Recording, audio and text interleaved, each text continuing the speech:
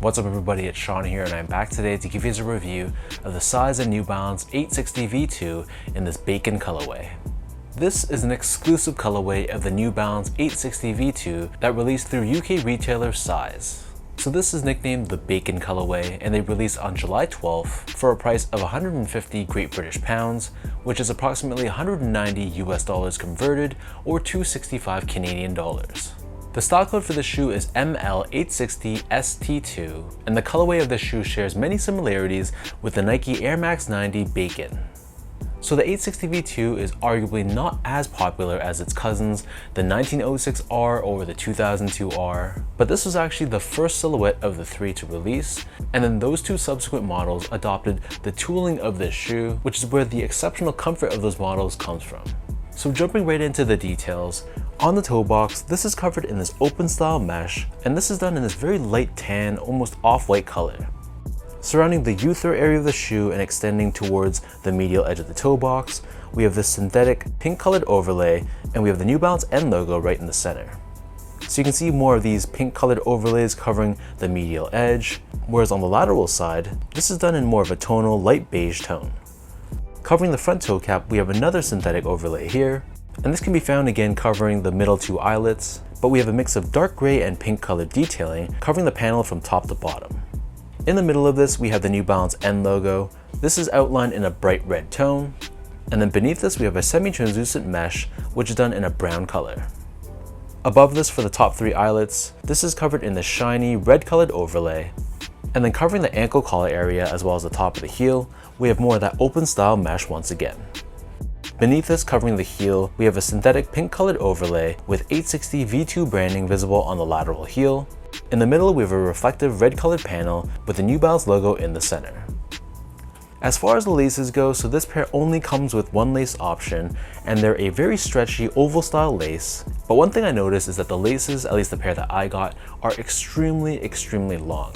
So I have to lace this shoe up all the way to the top eyelet, but even then, after knotting up my laces, there's still a ton of slack on the edges of the laces. So I don't know if my pair just got a super long lace, but if you guys bought this pair as well, let me know in the comment section down below if you guys face the same issues. Anyways, moving on.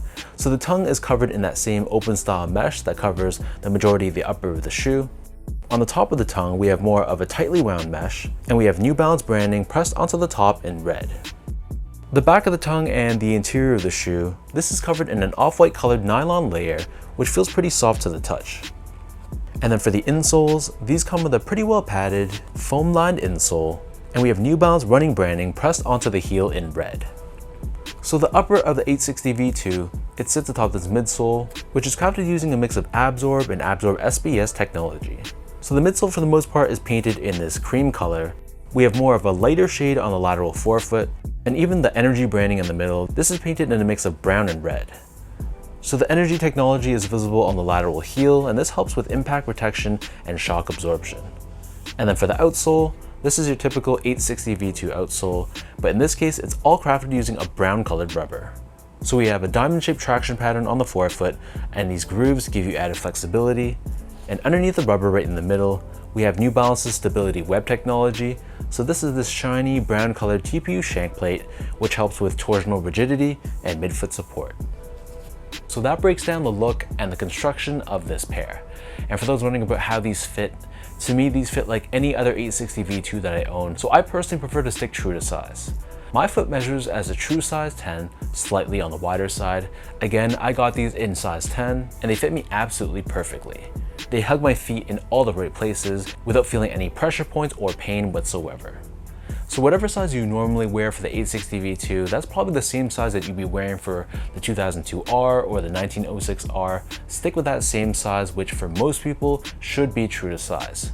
If you have a really wide foot though, you'd probably be better off going up a half size, because like I mentioned earlier, this shoe has a really nice conforming feel to it. So it makes sense if you have a really wide foot, going up a half size might fit you better.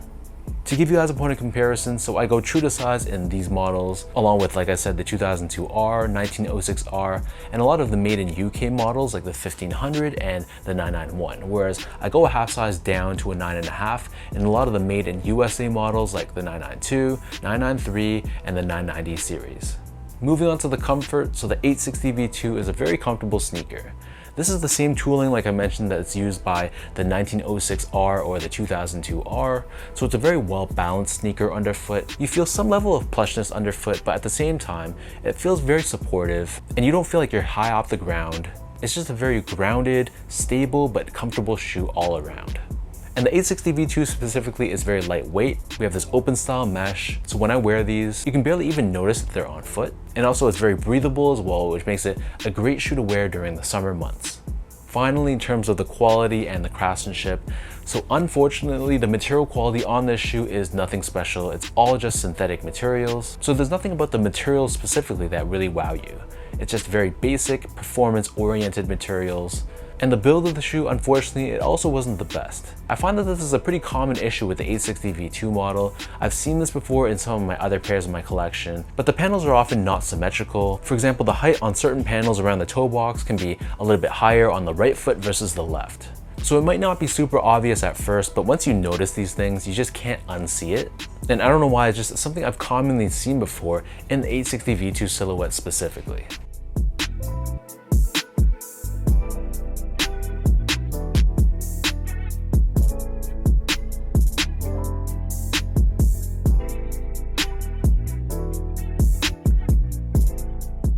So with all of that out of the way now, let me toss these on feet, I'll lace them up and I'll show you guys how these look.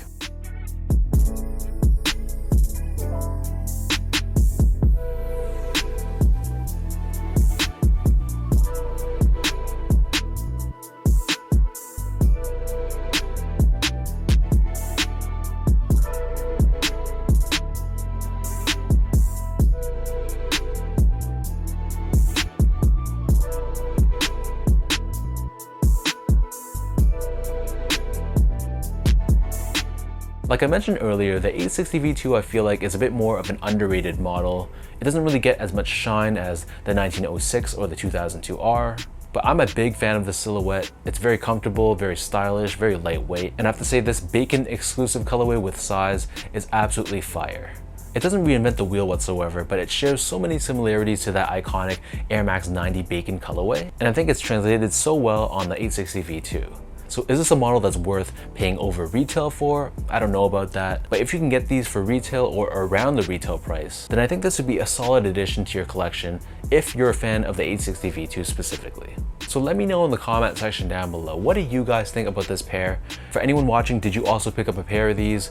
Are you kind of on the fence, or you just weren't feeling this colorway or the silhouette and it was an easy pass for you?